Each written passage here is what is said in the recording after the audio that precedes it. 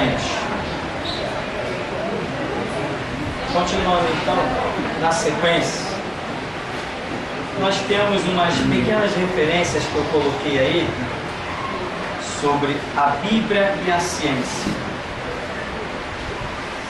Aí mostra que já havia aquela dica, né, de algumas coisas que hoje a ciência declara como coisa assim muito tremenda, porque inventou-se telescópios poderosos, né? Assim, foi posto em uso agora recentemente um telescópio muito possante. O que foi descoberto? Foi descoberto milhares e milhares de galáxias. Assim, igualzinho a nossa aqui, né? Aqueles planetas girando, um Sol centralizado, coisa igualzinha a nossa, segundo as narrativas da revista. Então, quer dizer, o telescópio deu um alcance assim, uma coisa fora do comum. Descobriu-se incontáveis constelações. Tudo que hoje as pessoas achavam meio limitado, com a ampliação através desse telescópio, viu-se coisas muito mais além do que o que se podia imaginar. Antes achavam, inclusive, que as estrelas eram limitadas, o número das estrelas eram limitadas. Com esse telescópio, não tem como, as estrelas são ilimitadas, é impossível se chegar à conclusão de um número de estrelas. Então, essas coisas aqui na Bíblia já são declaradas. Por exemplo, Isaías 40:22 diz que Deus é o que se assenta sobre a redondeza da terra. Ora, isso já pode nos dar um entender de que a terra é redonda.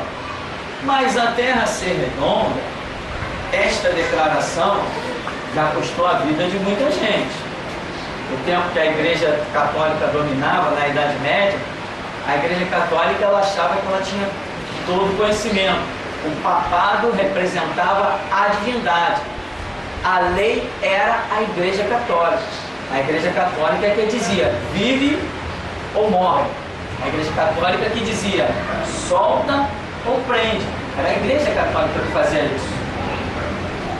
Então, muita gente foi queimada na fogueira, na chamada Inquisição, né? O que é Inquisição? A Igreja Católica inquiria ou questionava, perguntava às pessoas a respeito de alguma coisa. Quando a resposta não era de acordo com aquilo que ela queria, ela dizia, não, a resposta não é essa. A resposta é essa, essa e essa. Você se retrata ou vai para a fogueira. Muita gente com medo da fogueira, né, acabou se retratando diante de público. Mas no fundo as pessoas continuaram tendo as suas concepções, porém com medo de proclamar, por temer a morte. Nós tivemos inclusive cientistas que foram levados diante da Inquisição, dos tribunais católicos. Cientistas, homens estudados, que pesquisaram, criaram instrumentos, viram o sol, o grau da sombra, criaram os relógios de sombra, esse monte de coisa. E essas pessoas inteligentíssimas para a época que viveram, pessoas com um empenho à pesquisa de uma maneira totalmente sobrenatural, tiveram muitas vezes que negar o que tinham descoberto. Por exemplo, a Igreja Católica acreditava que a Terra era plana. Acreditava-se, inclusive, que se você fosse andando, até o fim que você cairia num abismo. Isso é o que acreditava a Igreja Católica. Aí veio um homem lá e descobriu que a Terra era redonda. Não, a Terra é redonda, então usava a expressão, a Terra é redonda como uma laranja. E para a época o homem foi muito avançado, ele ainda declarou que hoje se declara modernamente que a Terra era que nem uma laranja achatada nos polos. Uma declaração muito radical para o domínio da Igreja Católica então vigente. homens que descobriram isso tiveram que negar para não ser queimado, a família destruída, a casa transformada em ruínas, porque o domínio católico era muito forte. Mas a própria Bíblia já nos dá a entender, não somente nesta passagem de Isaías, existem outras, em que a terra era redonda e não uma superfície plana, como muita gente foi obrigada a acreditar por causa da imposição da Igreja Católica. Por exemplo, a Terra gira, né? Você sabe, a Terra é como se ela tivesse um eixo imaginário, inclinado, né? Não é um eixo certinho, é um eixo inclinado. A Terra gira, mas ela não gira numa posição vertical, ela gira numa posição um pouco inclinada. E é por isso que acontecem extremos de temperatura de um lado para o outro. Isso também, o girar da Terra. Até eu já contei isso aqui, que certa vez um cientista foi levado diante do Tribunal de Inquisição da Igreja Católica e ele foi obrigado a dizer que a Terra não girava. Que é justamente esse girar da Terra que nos dá o dia e a noite. Porque o Sol está lá, imenso. Se a Terra não girar e não for inclinada, dia e noite não se formam. Então, além de ela girar, ela tem que ser inclinada para poder dar o dia e a noite. Senão ela não dá o dia e a noite. E um homem, depois de descobrir essa coisa maravilhosa, podendo já desde então levar a ciência a outros degraus muito mais poderosos, a Igreja Católica leva o homem diante do tribunal e o obriga a negar que a Terra gira. E o homem, diante da fogueira já preparada, ele falou, não, tudo bem, a Terra não gira. Aí, tá bom, tá absolvido. Aí ele foi embora. Acho que gira. Então, claro que a Terra gira. Né? Claro que a Terra gira. Hoje foi descoberto claramente que a Terra gira. Satélites poderosos estão lançados lá, apesar do homem não ter ido à Lua, satélites poderosos estão bem posicionados e focalizam a Terra girando, com toda a clareza. E tem mais, hein? Gira rápido. Gira e gira muito rápido. A Terra gira e gira rápido.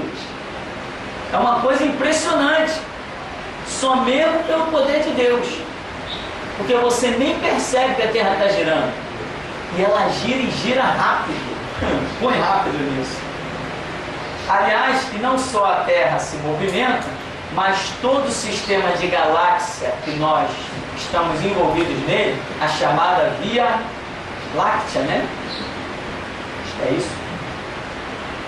Nós temos o Sol, aquela estrela chamada cientificamente, não sei porquê, chamada de estrela de quinta grandeza. Não me pergunte por que ela é de quinta grandeza, não sei nem o que é de primeira, nem segunda, nem sexta, mas cientificamente o Sol é chamado assim, estrela de quinta grandeza. E ele é o sistema heliocêntrico.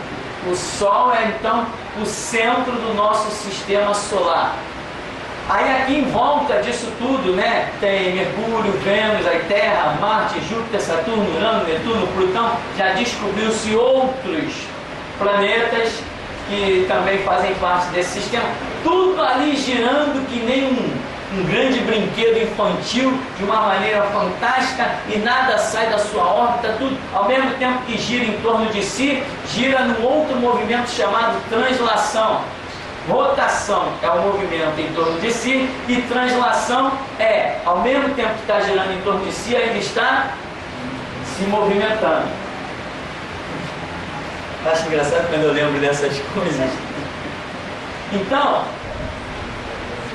esse é o mundo que nós vivemos. Esse mundo todo que nós vivemos, todas essas coisas aqui, que constituem a galáxia que nós estamos inseridos nela aqui, tudo isso está em movimento. Isso não está parado no universo, está ali e acabou. Não, nós, tudo isso, estamos juntos em um outro movimento. Além de cada coisa girar na translação, girar na rotação, ainda assim está em um movimento infinito, em uma velocidade de, segurando o banco, centenas de milhares de quilômetros por segundo. Já era. Aí vem o homem querer entender Deus. Está maluco. Tem que andar pela fé, irmão. Não é aquilo que Deus revelou. Não tem como. A Bíblia diz que os céus manifestam a glória de Deus. O firmamento anuncia a obra das suas mãos. Como é que você vai ser? Para aí, você está parado. Parou? Pois eu te digo, você está se movimentando a centenas de milhares de quilômetros por segundo. Aí parado, do jeito que você está. Você está girando tanto assim, quanto sei lá o que. Está virando de cabeça para baixo e não percebe. Isto é a grandeza do poder de Deus. Você confia em Deus? Em qual Deus você confia? Irmão, o que esse Deus determina é. Por isso que quem tem fé, vence. Porque ele não deixa os seus ser abatidos. A grandeza dele não dá para sondar, não dá. Você não pode esquadrinhar Deus. A Bíblia diz que Jesus Cristo, ele é o quê? O Pai de quê? Da eternidade. O que é a eternidade? Algo que não tem fim, mas também não tem princípio para nós. Nós não conseguimos determinar nem o fim do que é eterno e nem o princípio do que é eterno. E este negócio chamado eternidade, que você não consegue achar nem o princípio e nem o fim, Jesus Cristo é o Pai disso, Ele criou isso. Se você não consegue definir a eternidade, você quer definir Deus. Você não consegue nem definir o que Ele criou, como você consegue definir Ele? Uma das coisas que eu fico meio perplexo, por exemplo, eu não consigo definir o ser humano. Eu não entendo, aquele cara ali ouviu e está caminhando para o abismo. Aquele ali ouviu as mesmas coisas que aquele outro, que aquele ali está caminhando para o reino de Deus. Eu não entendo o ser humano. Se eu não entendo o ser humano, então eu posso querer entender Deus. Então, os céus manifestam a glória de Deus. O firmamento anuncia a obra das suas mãos. Então, aqui, nestes relatos breves que nós temos, a Bíblia estaria já insinuando que a terra é redonda. Aí diz ainda, as estrelas são incontáveis, diz lá o profeta Jeremias. Mas tem um livro escrito sobre alguns cientistas cristãos. Esses cientistas cristãos fizeram algumas declarações semelhantes a essas que estão aqui. E os seus colegas ateus, ou como se costuma chamar, céticos, os seus colegas zombaram deles. E um dos motivos de muita zombaria foi essa aqui. Os cientistas cristãos disseram, não, as estrelas são incontáveis. Aí a gargalhada foi geral. Que é isso? As estrelas são limitadas, é possível se contar as estrelas. Aí inventaram um telescópio mais poderoso e disseram, não é possível contar as estrelas. São incontáveis. O universo envelhecendo, diz o Salmo 102, que o universo está envelhecendo. A ciência hoje prova, o universo está envelhecendo. A ciência hoje prova, existem vários relatos científicos de que a Terra está parando. A Terra está parando. Já se tem projetos, declarações de quantidades de anos em que a Terra pararia de girar e toda a superfície da Terra que ficasse para o outro lado, sem ser para o lado do Sol, lado oposto do Sol, esta superfície seria impossível de ter vida, porque as camadas geladas dominariam tudo. E o lado que vai ficar virado para o Sol também é impossível ter vida, porque vai aquecer o tempo todo e ninguém vai conseguir sobreviver. Então, há uma previsão de que a Terra, a vida sobre a Terra, seja impossível dentro de algumas centenas de anos. Aí não me lembro isso, porque tem coisas que a gente não se preocupa em guardar tantos detalhes, que às vezes nem consegue, né?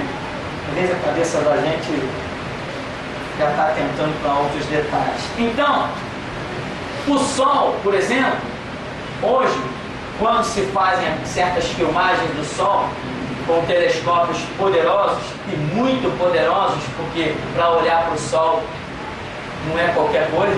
Se você pegar um binóculo e olhar para o Sol, você já está arriscado de ficar cego. Tem pessoas que vão para a praia, né? E deita assim com o rosto para cima. E ainda às vezes cima de abrir o olho.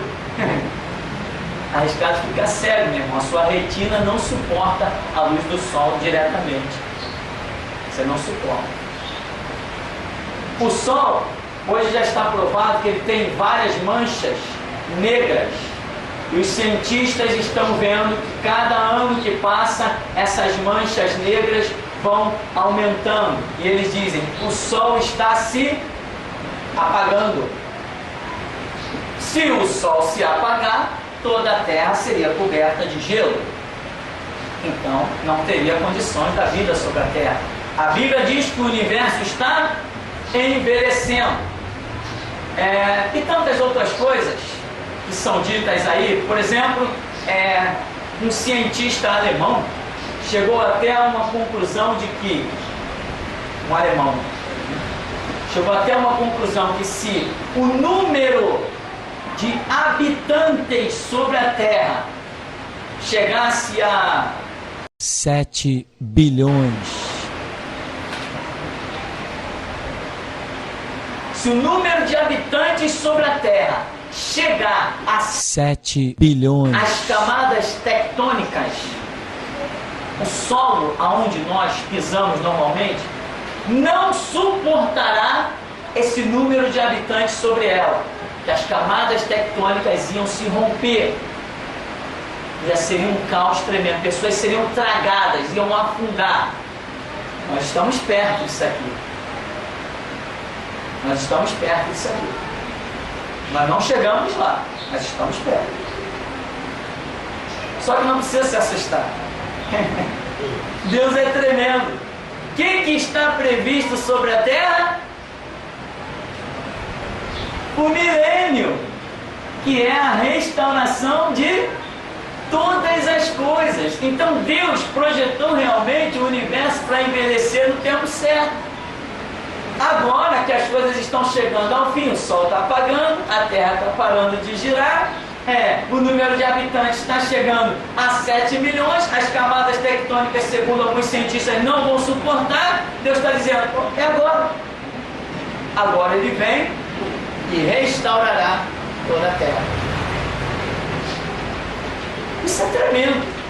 Aí eu digo assim, Jesus Cristo volta no século 21.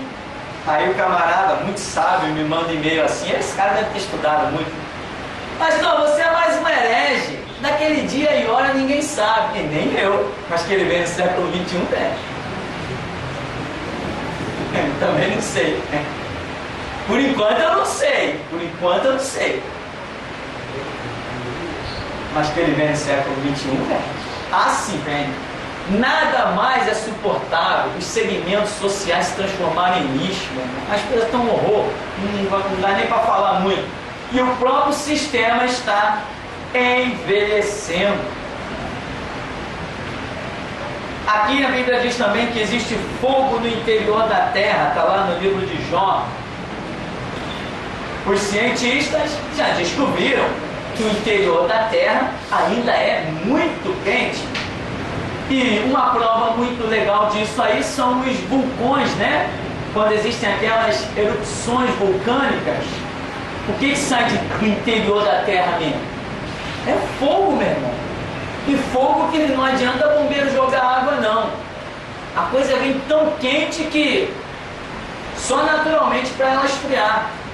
Aonde existir uma erupção vulcânica, aquela terra continua quente durante muito tempo, impossibilitada de alguém habitar ali. é aquela lavra, né? Como chama larva? Vem varrendo tudo assim, acaba com tudo, destrói a árvore, aonde ela passa, se tiver uma árvore, a árvore incendeia. Aquilo é quente demais. Casas incendeiam, as pessoas têm que fugir se ficar muito perto, quando no momento da erupção, a quentura já mata. E a Bíblia diz que existe fogo no interior da terra. Houve aí uma vez, essa praga chamada universal, colocou num site que cientistas tinham feito uma pesquisa e descobriram que o inferno era no interior da terra. Não, nada disso. A Bíblia não diz aonde é o inferno, né? Esse negócio de dizer que o inferno está limitado a um espaço físico é uma grande ignorância. É até tolerável, mas é uma ignorância. Porque o inferno é para abrigar corpos físicos ou espirituais. Claro que é corpos espirituais. A carne e o sangue não herdará a glória de Deus, a carne e o sangue também não herdarão o inferno. Na visão de Paulo, ele diz que os salvos terão os seus corpos transformados para herdar a glória de Deus.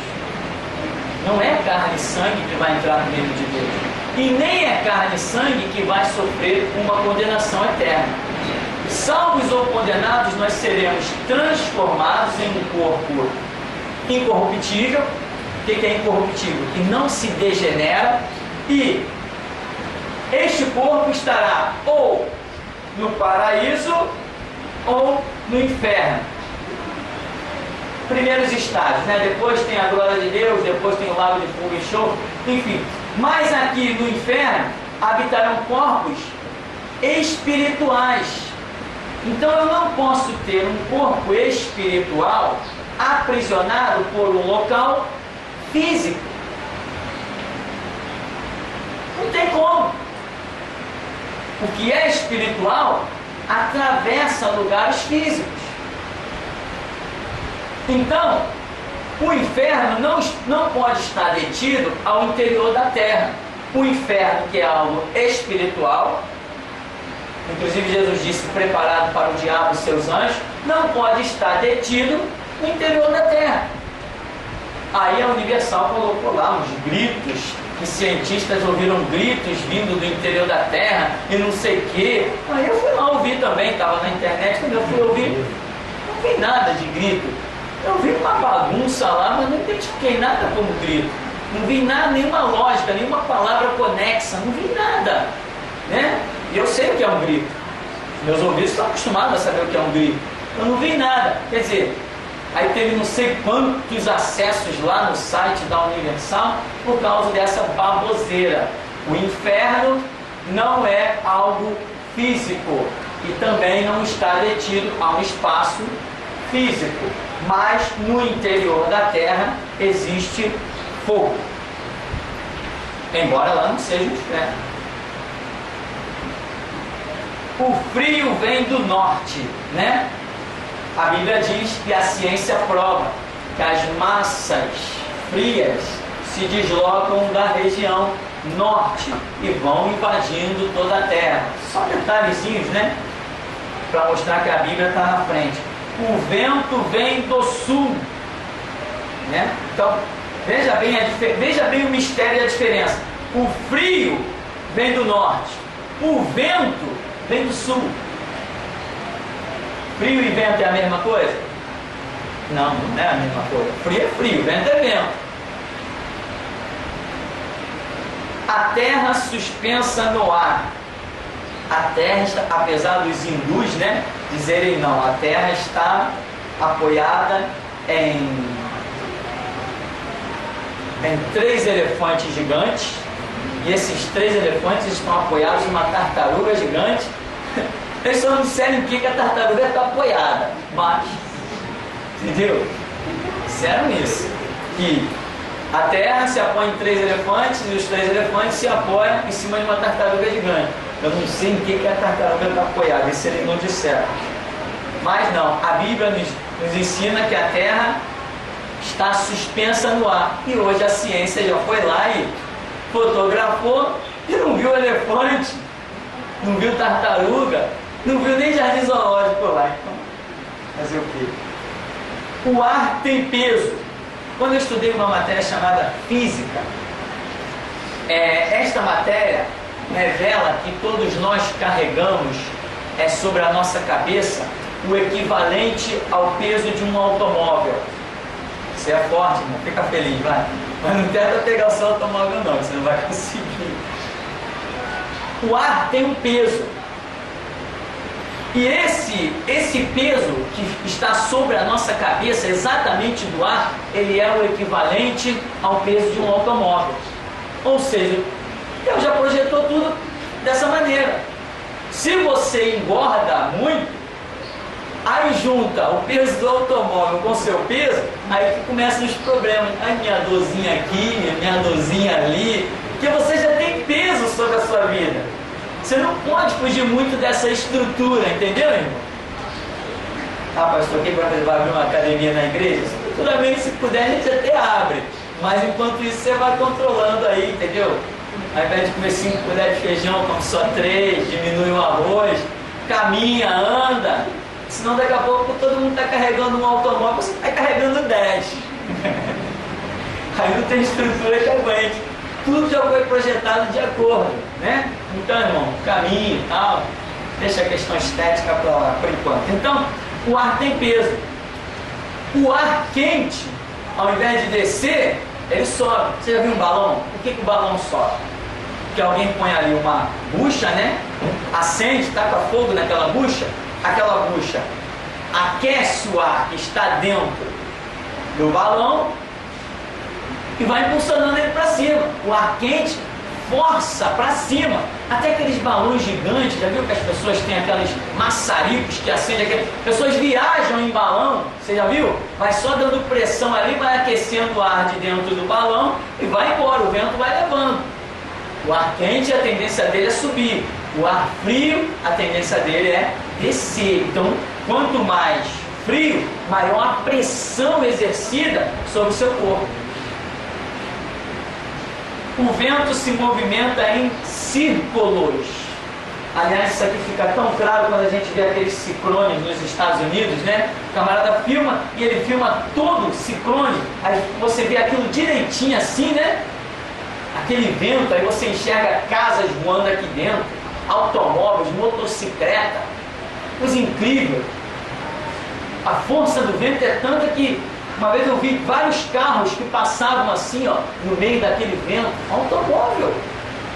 A força do vento é inacreditável.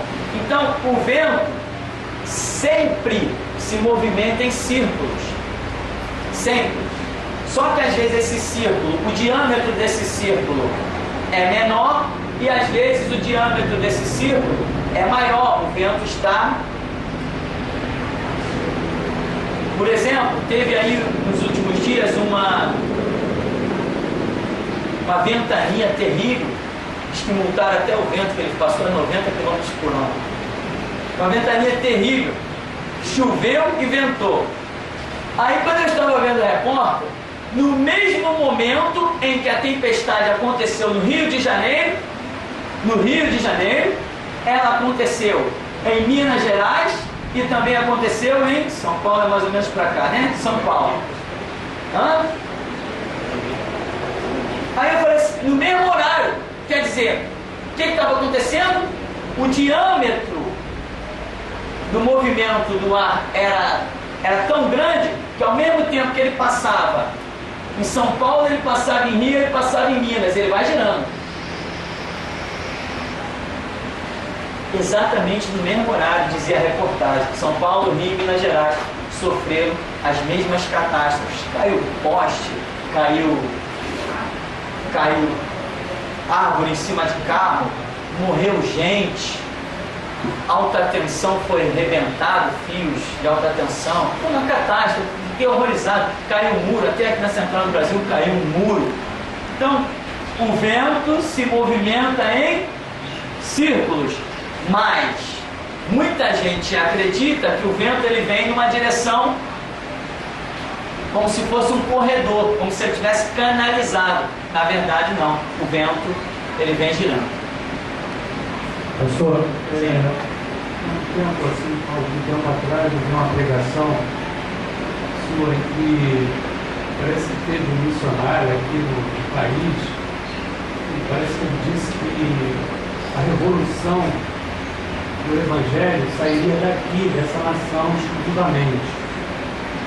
Eu estou preso aqui nesses dois tópicos aqui da Bíblia e a ciência, no 5 e no 6, aproveitando até em simbologia, a gente pode qualificar aqui o frio como algo negativo que vem do hemisfério norte, dentro dessas simbologias todas, da Rússia, essas coisas todas, e o vento que vem do sul, como sendo um vento, tem até uma passagem que diz que Deus vem montado nas asas do vento, um negócio assim. Será que dentro da simbologia isso cabe também alguma interpretação? Veja bem, não poderíamos dizer que não, porque a Bíblia transborda simbologia.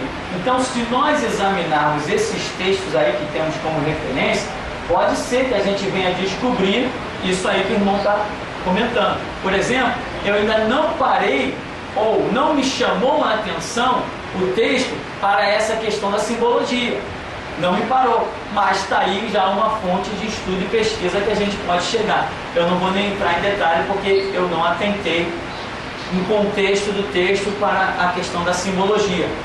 Mas nunca eu descarto nada a nível de simbologia, porque realmente a simbologia é uma surpresa maravilhosa. Então, cabe estudo, cabe pesquisa e certamente lições poderosas nós vamos aprender. Só para concluirmos então aqui, nessa página aqui para nós terminarmos, nós temos aí duas palavras complicadinhas chamadas antropomorfismo e antropopatismo, né? E que diz assim, é o ensino de Deus expresso em linguagem humana. Aí nós temos dois exemplos aí na Escritura, um é de 1 Samuel 15:11 e o outro de 1 Samuel 15:29, ou seja, no mesmo capítulo, no mesmo livro, o mesmo profeta recebendo do mesmo Deus, porque na verdade só existe um Deus. Então, numa passagem aí, a Bíblia diz assim, Deus não é homem que mente, nem filho de homem para que se arrependa. Então nós chegamos à conclusão de que Deus não se arrepende. Mas depois, mais à frente, o mesmo Deus vai dizer ao mesmo profeta Samuel, arrependo-me de ter posto Saul como rei, arrependo-me. E aí, dentre tantas coisas que nós identificamos na Bíblia, inclusive um tipo de linguagem chamada ironia, que eu vejo lá no começo quando Adão diz a sugestão do diabo, né? Vós sereis semelhantes ao Altíssimo, conhecedores do bem e do mal. O diabo joga essa falsa colocação para Adão, Adão engole. Quando Adão transgride a palavra do Senhor lá no Éden e Deus o expulsa, existe uma passagem que Deus diz assim, Moisés anota como Deus tendo dito o seguinte, eis que o homem é cada um de nós, conhecedor, é como cada um de nós, conhecedor do bem e do mal. Ora, e nós vemos que o homem não ficou conhecedor de bem e de mal nenhum, não alterou nada na vida do homem a não ser a maldição que entrou. O homem não passou a conhecer nada de bom a mais, ele não evoluiu em nada. Aquela atitude dele só o denigriu e o castigou. Então o homem não evoluiu em nada, nem adquiriu nenhum novo conhecimento, a não ser sentir o castigo na pele. Só isso. Isso não é motivo de nenhum engrandecimento. Então quando Deus diz assim, eis que o homem é como cada um de nós, conhecedor do bem e do mal, muitas pessoas interpretam que Deus está dizendo que o homem é como ele. Aonde? Aonde que o homem é como Deus? Em que tempo? Pois ali, Deus, vamos dizer assim, dizer nós, né? Então está conferenciando a trindade. Eis que o homem é como cada um de nós, conhecedor do bem e do mal. E aonde que o homem pode ser comparado a Deus? Então, ali eu vejo uma linguagem irônica. Tipo Deus falando, aí, eis que o homem é como cada um de nós, conhecedor do bem e do mal. Como impedir que ele chegue na árvore do conhecimento? Ou seja, é uma ironia. Ah, pastor, Deus foi irônico? Não, Deus não foi irônico. Deus usou um tipo de linguagem, uma gramática, Deus usou um tipo de linguagem chamada ironia. Você usa essa linguagem todo dia, você não é irônico no seu ser, você usa o tipo de linguagem, né? Tipo assim, poxa, irmão Francisco, hoje está bonito. Tá vendo? Uma ironia, né? Eu tô querendo, poxa, irmão, você não tá legal hoje, tá... enfim, entendeu, irmão? Então, a ironia é um tipo de linguagem, como parábolas, hipérboles, prosopopeia, paralelismo, tudo isso são tipos de linguagem que a gente estuda em literatura portuguesa. Aqui nós vemos uma classificação da teologia chamando antropomorfismo, antropopatismo, que é o que? Deus falando, Deus está falando, mas que tipo de linguagem Deus vai usar? Ele tem que usar um símbolo, uma linguagem, uma ação, ou seja lá o que for, mas ele tem que usar uma maneira de que eu entenda. Que adianta Deus falar de maneira que nós não possamos compreender? É o mesmo que não falar.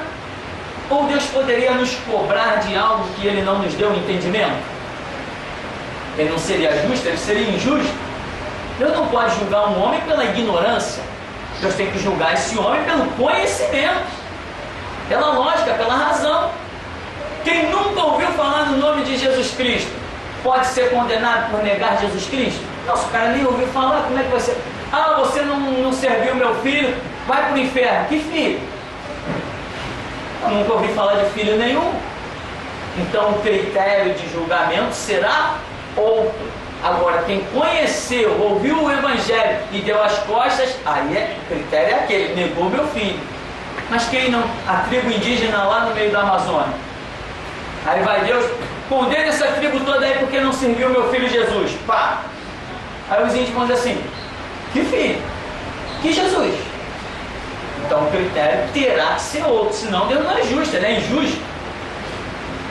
Nós já vimos que tem outros critérios. Então aqui o que acontece? Deus está usando uma linguagem, né? Ou seja, está falando em linguagem humana, eu preciso compreender. Então quando a Escritura diz assim, Deus falando, arrependo-me, o que é um arrependimento para mim? Significa que alguém como que voltando atrás em uma ação. Mas nós já vimos que Deus não volta atrás. O homem é quem? Muda. Jonas, vai a Nínive que eu vou destruir Nínive. Tá bom, Senhor. Aí Jonas chega lá em Nínive, Nínive se arrepende e Deus não destrói Nínive. Mas Deus, tu não disse que ia destruir? Sim, eu disse que ia destruir se o homem tivesse condicionado naquela posição de não dar ouvidos. Mas Nínive se arrependeu, então também me arrependo do mal que eu ia fazer. Então Deus não mudou. A sua ação de bem e de mal já está intrínseca, né? Já está dentro do seu caráter, já faz parte dele. Se o homem der ouvidos à sua palavra, ele conhece a vida. Se o homem se desviar da sua palavra, ele conhece a morte, o castigo. Então Deus não muda, ele já tem dentro de si o julgamento pré-fabricado para exercer, porque ele já conhece todos os caminhos da humanidade e todas as oportunidades que ele vai dar. Então Deus aqui, ele não se arrependeu, porque o arrependimento é característica de quem não conhece o amanhã. Quando você põe a mão na consciência, ih, caramba, não devia ter feito isso. Mas com Deus isso não acontece. Deus nunca diz assim, puxa, não devia ter feito isso. Por quê? Porque ele é onisciente. O seu atributo da onisciência não o permite ser surpreendido pela sua própria ação, nem pela ação de ninguém. Ele já tem tudo contadinho, né? A Bíblia diz que tanto passado, presente e futuro, todas as coisas são nuas e patentes diante dos olhos de Deus, aquele com quem nós temos que tratar. Então Deus não se arrepende. Por quê? Porque conhece o futuro. Como é que alguém que conhece o futuro vai se arrepender de alguma coisa? Ele já sabia que Adão ia cair? Já sabia que Davi ia vacilar? Sabia que Saul ia pisar na bola? Sabia. Mas então por que Deus, sabendo que o homem ia errar, colocou ele lá? Porque Deus trata com o homem no momento. Se hoje você está na posição, Deus vai jogando balde de bênção na tua cabeça. Porque ele tem que honrar a palavra dele. Ele falou, quem anda na minha presença eu abençoo. Está andando na presença de Deus? Ele está abençoando. Mas amanhã você pisou na bola. Ele tira o balde de bênção e joga o balde da maldição. É isso que está escrito em Deuteronômio capítulo 28? É isso que está escrito. Então Deus trata com o homem no momento. Deus sabe se daqui a 10 anos eu vou me transformar no filho do diabo. Mas hoje eu sou servo de Deus. Então ele tem que honrar a palavra dele.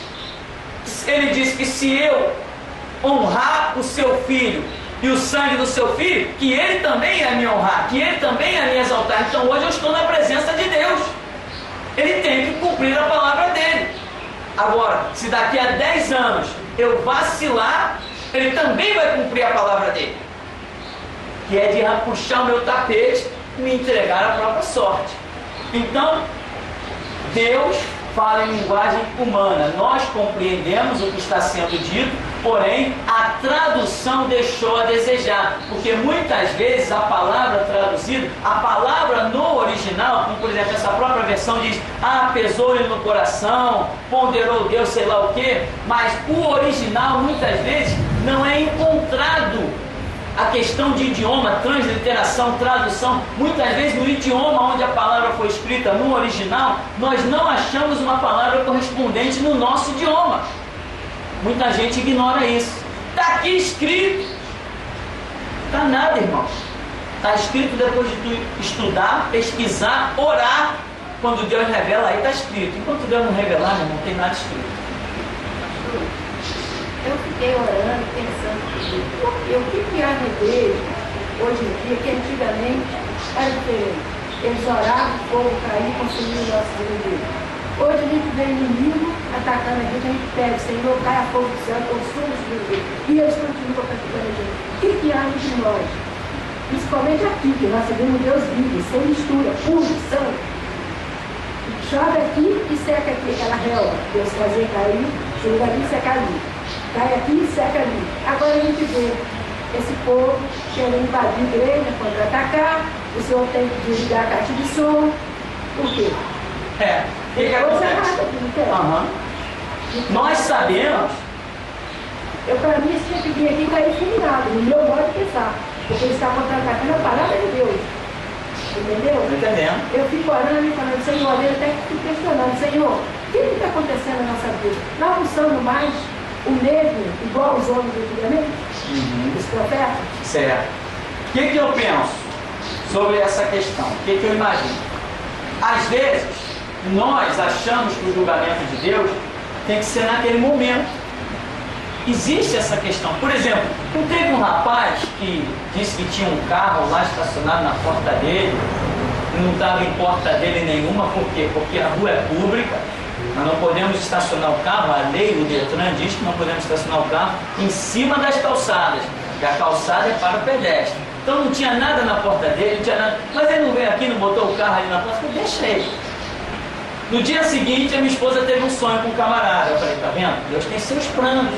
Mostrou coisas, mostrou simbologias. Quer dizer, eu até imagino que ele ter estacionado o carro aí na porta foi a última chance da vida dele. E no dia seguinte, a minha esposa teve um sonho profético com ele. Agora, quando vocês descem aqui na rua, lá na porta dele, tem um carro velho estacionado, em cima da calçada, um carro quebrado, que não vai sair de lá. Manda ele reclamar agora. Tem ou não tem? Quem já passou lá e viu? Entendeu? Então o carro está lá na porta dele. E agora todo dia ele é obrigado a chegar e não tem a igreja para vir aqui reclamar. Manda ele reclamar lá com o cara. Eu quero ver se ele tem coragem. Ou seja, está vendo que nós somos pessoas de bem? Vou lá fazer gracinha. Vai agora com o dono daquele carro que eu quero ver ele fazer. O carro bateu, quebrou, o carro não anda, o carro inclusive já está com outro carro, foi lá e parou em cima da calçada, na porta dele, no lugar onde ele costumava estacionar. Agora Deus está dizendo assim, vai lá reclamar. Reclama com o dono daquele carro lá que eu quero ver. E eu passo e fico olhando para a cara dele. Em outras palavras, não vai mandar tirar o carro da tua porta não? Deus tem suas maneiras de tratar. Já vi gente morrer numa igreja aqui, esqueci um bairro aqui na Baixada, eu estive nessa igreja durante algum tempo, e tinha uma mulher que quando o culto da igreja ia começar, ela pegava uma caixa de som, botava na varanda, na sacada dela e tchum, botava o som lá em cima para incomodar os irmãos. E a igreja não incomodava ninguém, que era um sobrado, um lugar fundo, não incomodava ninguém, mas ela não gostava, era macumbeira e não gostava. Botava a caixa de som lá. Um dia os irmãos pararam e falaram: Senhor, nós entregamos essa mulher nas tuas mãos. No dia seguinte, quando chegou, voltou um movimento lá na porta, a ambulância, quando foi ver, só viu a mulher saindo do caixão, meu irmão. Deus sabe a que ponto deu a oportunidade. Deus não tem prazer na morte do ímpio. Nós não abaixamos cabeça para ninguém. Não vamos baixar a cabeça para ninguém, meu irmão, porque a ordem de Deus aqui não é essa. Deus me mostrou para mim que não é para baixar a cabeça para ninguém. Eu não vou abaixar. Quando Deus diz apanha, abaixa a cabeça, se humilha, opa, é comigo mesmo, eu estou obedecendo meu Senhor. Mas a ordem que Ele me deu foi não baixar a cabeça para ninguém. Mantém aí, que eu sou com vocês e vamos em frente. Então, eu não me admiro nada. Se daqui a pouco acontecer alguma coisa aí, com essa turma aí, vou dizer assim: colheu o que plantou. Agora, que hora que Deus vai fazer? Ou como Deus vai fazer? Não sei. De vez em quando a gente recebe uns e-mails lá estranhos: pastor, me perdoe. De quê? Não sei. Está sentindo aonde? Está doendo aonde? Para vir pedir perdão? Não sei. Encontro com gente na rua: poxa, eu queria pedir perdão para o irmão. De quê, meu irmão? Não, eu queria pedir perdão para o irmão. Deus sabe que eu errei. Tá bom, meu irmão, tá bom. Alguma coisa está doendo. Então, eu também, muitas vezes na ira, a gente queria ver a fogueira acender na hora, né? Consumir e virar cinza. Mas depois a gente diz assim: não, Jesus Cristo veio buscar e salvar o que se havia perdido, né? Então a gente tolera, a gente segura a onda em algumas coisas. Deixa lá, a hora que Deus tiver que agir, nós já sabemos que Ele vai agir, né? Outra coisa: parou aqui na porta, estacionou o carro, levantou o rádio ali, não sei o quê. Outro veio blá blá blá, latiu que nem cachorro aí na porta. Não sei quem mais, o cara joga pedra lá de frente. Alterou em alguma coisa? Mudou alguma coisa aqui? Deixamos de fazer alguma coisa? Deixamos de ver Deus? Outro dia o cara lá jogou 2 pilhas lá de cima. A pilha ricocheteou aí dentro dos bancos da cadeira. Ele jogou lá a pilha Duracell, ricocheteou aí nos bancos. Ninguém nem viu. A maioria das pessoas, a grande, mas só 2 ou 3 pessoas viram a pilha ricochetear e bateu nos bancos das cadeiras. Não acertou nem o pé de ninguém. Deixa eles, entende? Nós vamos fazer a nossa parte. Baixar a cabeça para ímpio, para satanista, para católico, só depois que eu estiver morto e sepultado de 7 palmos. É assim que Jesus me chamou.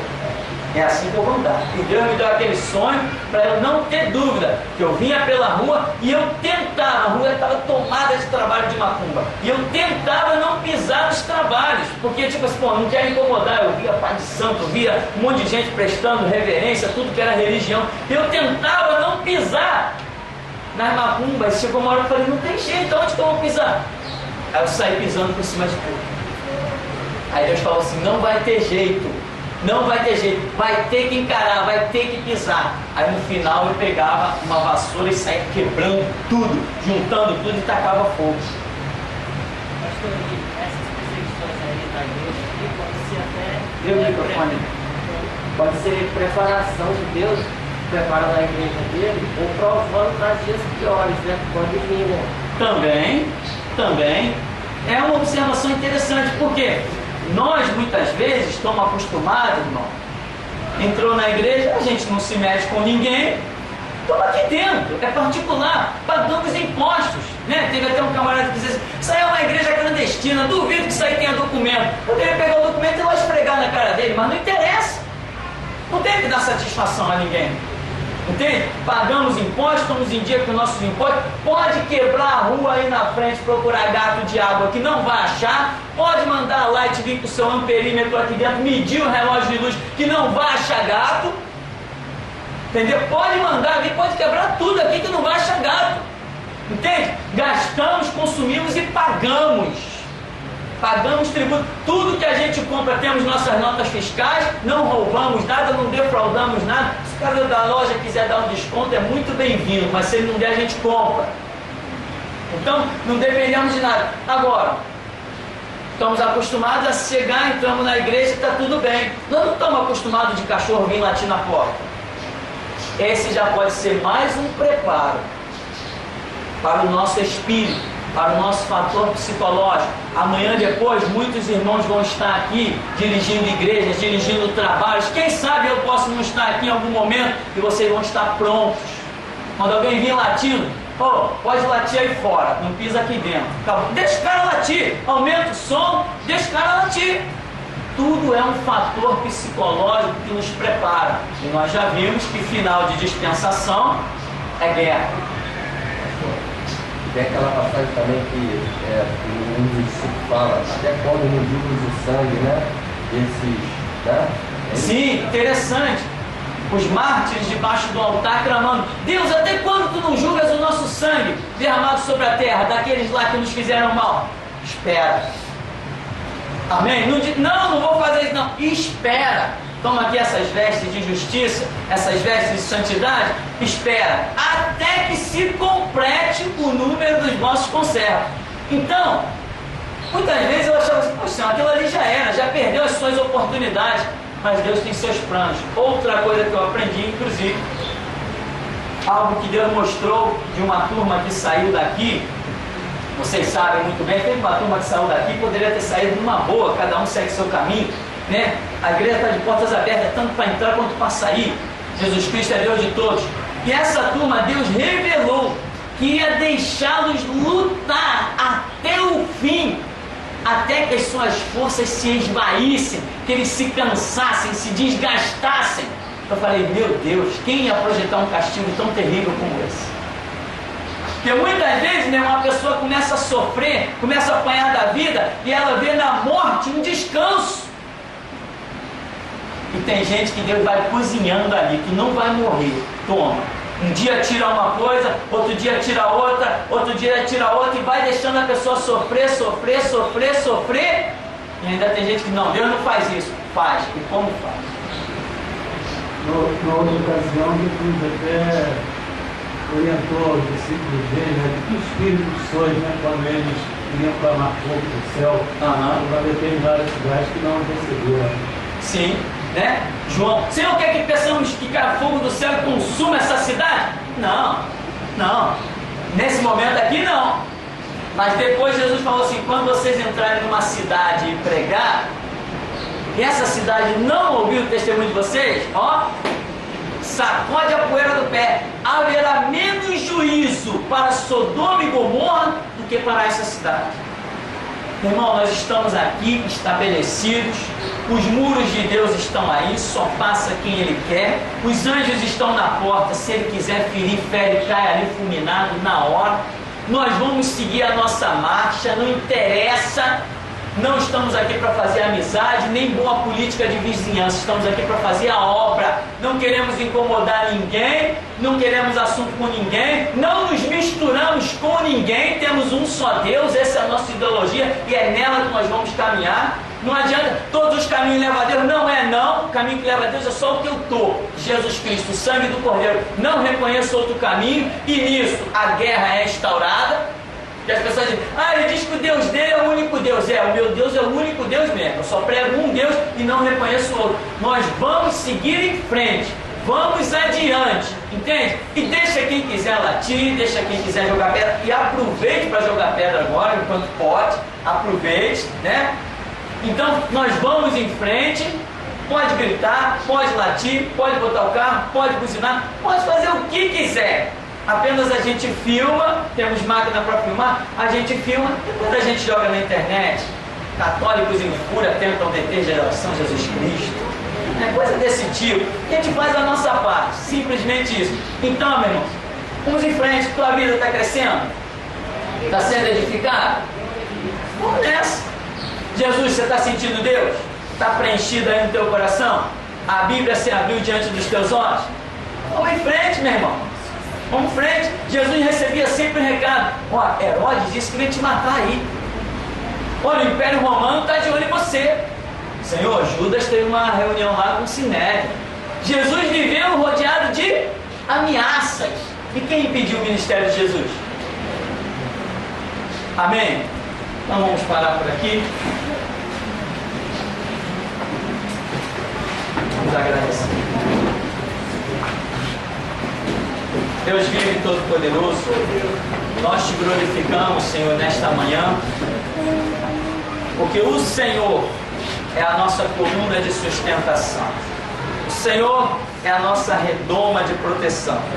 O Senhor é quem nos dá graça para atravessar fornalhas, covas e desertos. O Senhor é quem nos promete ser fiel até a morte e dar-te-ei a coroa da vida. O Senhor é quem nos capacita a aprendermos, a ensinarmos, a glorificarmos o teu santo nome.